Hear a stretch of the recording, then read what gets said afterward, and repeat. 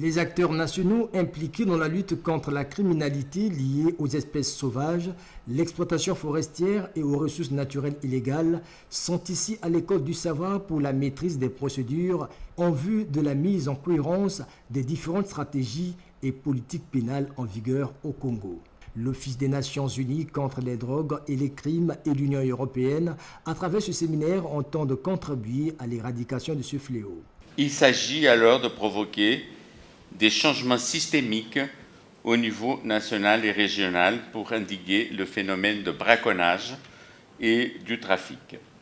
À cette fin, l'Union européenne finance le programme de renforcement des capacités judiciaires des États membres de la Communauté économique des États d'Afrique centrale.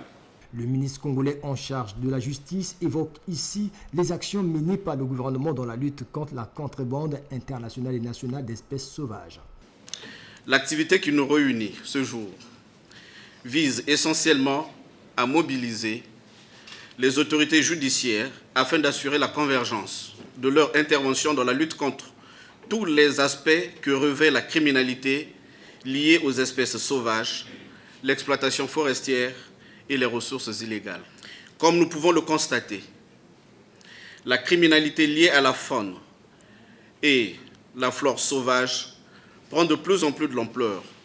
Elle engendre et alimente également d'autres phénomènes criminels déplorables qui illustrent à plus d'un titre le déclin et la déchéance des principes qui sous-tendent et justifient les valeurs de nos sociétés, de notre humanité.